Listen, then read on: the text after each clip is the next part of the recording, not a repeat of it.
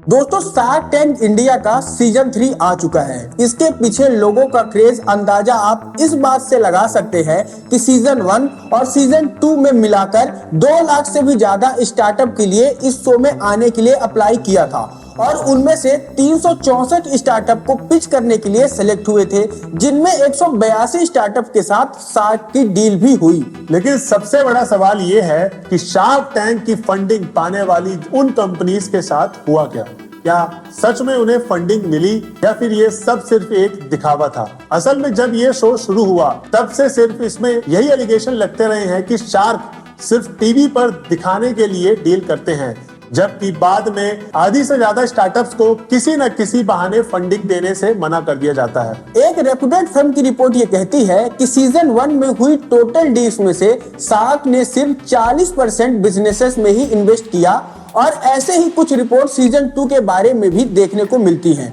जो वाकई में बहुत ही हैरान करने वाली है। अब इन सब एलिगेशनों के पीछे कितनी सच्चाई है, क्या इस शो में सब कुछ झूठ दिखाया जाता है, और सबसे इंपॉर्टेंट कि क्या ये शार्क टैंक में जो फंडिंग पाने वाली कंपनीज आज के टाइम में कैसा परफॉर्म कर रही हैं, आइए डिटेल से जानने की कोशिश करते हैं आज की इस वीडियो में। दोस्तों, आज इंडिया के लगभग हर गली मोहल्ले में एक एंटरप्रेन्योर मिल ही जाएगा और इसके लिए उम्मीद का किरण है शार्क टैंक इंडिया।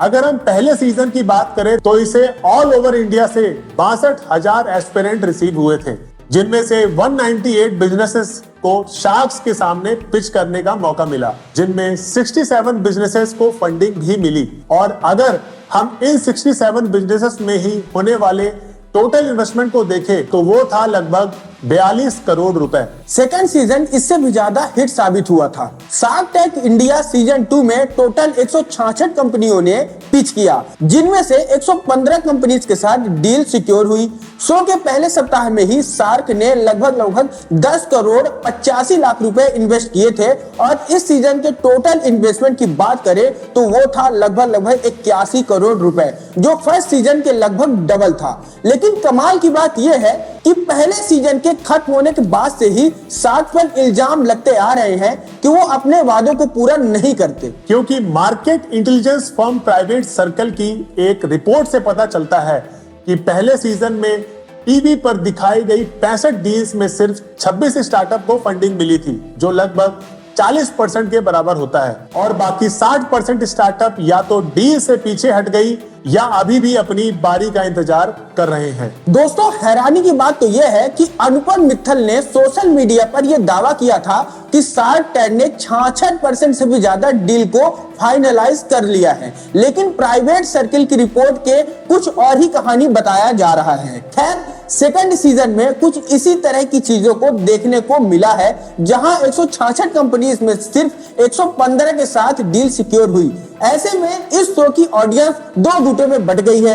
एक तरफ ऐसे लोग हैं जो अभी भी इस शो को भरपूर सपोर्ट कर रहे हैं, वहीं दूसरी तरफ ऐसे लोग हैं जो प्राइवेट सर्कल के रिपोर्ट्स को देखने के बाद इस शो को सिर्फ एक तमाशा कह रहे हैं। वैसे आपको जानकर हैरानी होगी कि शार्क टैंक का इंडियन वर्जन ही केवल ऐसा ही नहीं है, बल्कि अमेरिकन शार्क टैंक का हाल भी इसी से मिलता जुलता है। फॉर एग्जाम्पल, जब फोर्ब्स ने सीजन 8 से सीजन 13 के बीच करने वाले पार्टिसिपेंट पर एक सर्वे किया तो उन्होंने पाया कि लगभग 50% डील को फाइनलाइज किया ही नहीं। यानी कैमरा और स्टूडियो लाइट बंद होते ही चीजें बदल जाती हैं, चाहे वो भारत हो या अमेरिका।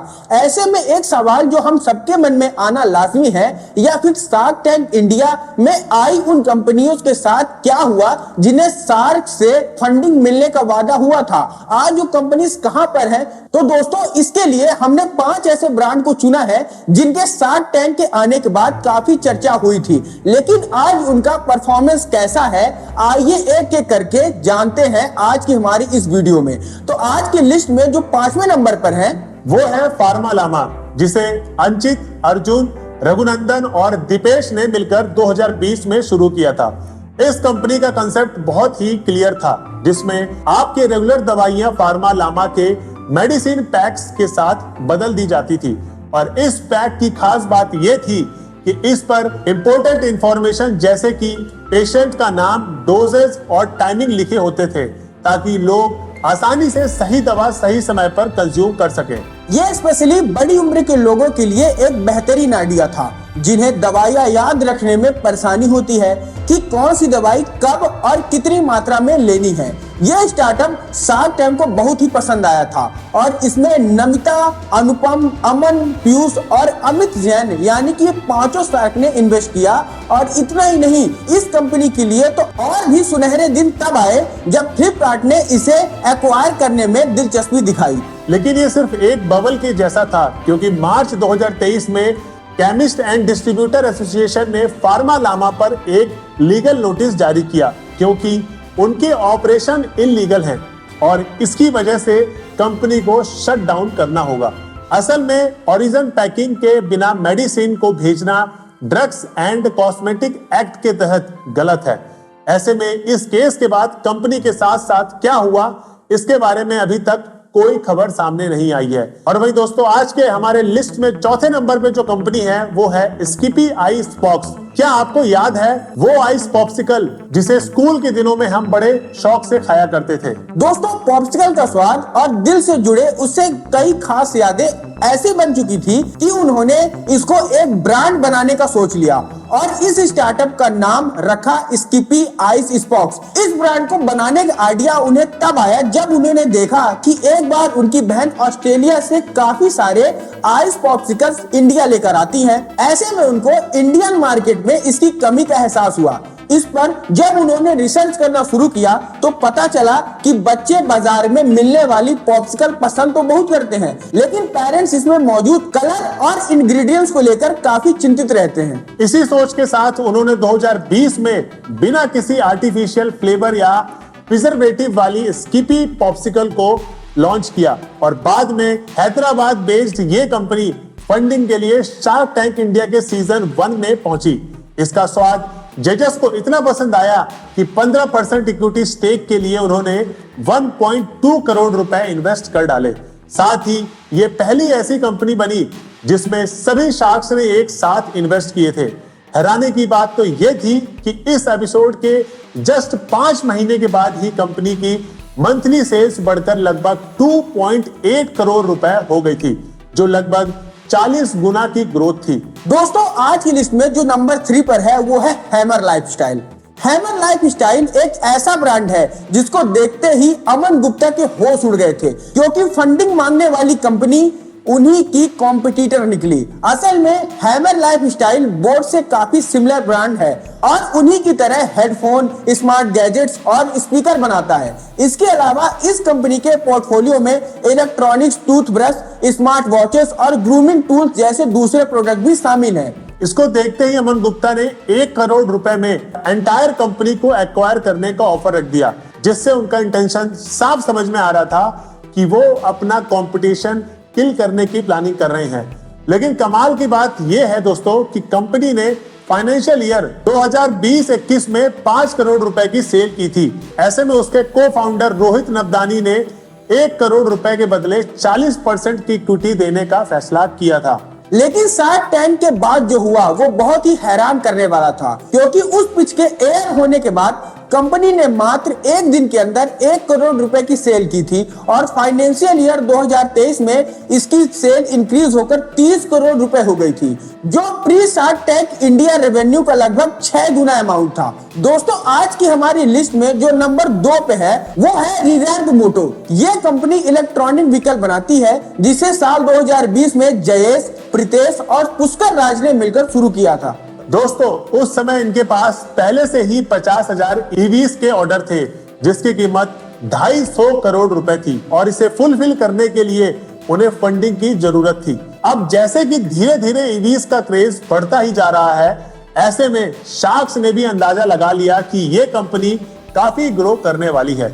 फाउंडर्स ने 1% इक्विटी के बदले 1 करोड़ रुपए की मांग की थी, जिसमें इन्वेस्ट करने के लिए अश्विनी ग्रोवर और अनुपम मित्तल के बीच भिड़ंत हो गई। हालांकि बाद में 1.5% इक्विटी के बदले 1 करोड़ रुपए पर इन दोनों शार्क्स के साथ डील क्लोज कर दी गई। इस डील के बाद सितंबर 2023 से इन्होंने अपना प्रोडक्शन स्टार्ट कर दिया और नवंबर 2023 से बाइक की डिलीवरी भी शुरू कर दी। हमारे आज के इस लिस्ट में नंबर 1 पर है बियॉन्ड स्नैक। जी हाँ दोस्तों, बियॉन्ड स्नैक एक केरल बेस्ड कंपनी है जो कि केरला के ही ऑथेंटिक चिप्स बनाती है। सीईओ फाउंडर मानस मधु और अरुण मोहन ने कंपनी को 2017 में शुरू किया था। यह कंपनी अपने चिप्स को बनाने के लिए एक पेटेंट टेक्निक का इस्तेमाल करती थी, जिसके वजह से ये चिप्स बहुत ही ज्यादा क्रिस्पी और स्वादिष्ट होते थे। जब कंपनी के फाउंडर ने अपने बिजनेस को शार्क टैंक के सामने प्रेजेंट किया, टेस्ट और क्रिस्पीनेस बहुत ज्यादा पसंद आया, जिसके बाद उन्होंने कंपनी में 12% इक्विटी के बदले 25 लाख रुपए में डील फाइनल की। शार्क टैंक इंडिया में जाने के बाद इस कंपनी का रेवेन्यू काफी ज्यादा बढ़ गया, क्योंकि जहां पहले इसकी मंथली सेल्स केवल 20 लाख रुपए थी, वो आफ्टर शार्क टैंक में आने के बाद बढ़ के उनकी रेवेन्यू 2.25 करोड़ रुपए हो गई।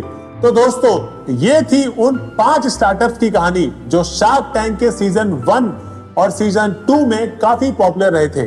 और जैसे कि आपने देखा कि जितने भी स्टार्टअप्स को शार्क से फंडिंग मिली, उन सभी की सेल्स ऊपर ही गई है।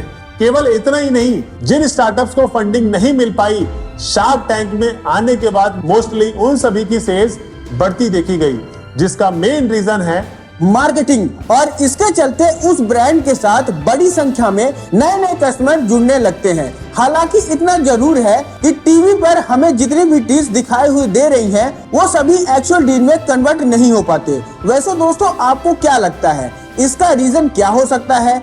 हमें कमेंट्स करके जरूर बताएं। तो वीडियो अच्छी लगी तो वीडियो कर दें लाइक और चैनल को कर लें सब्सक्राइब। मिलता हूँ अगली वीडियो में, तब तक के लिए जय हिंद दोस्तों।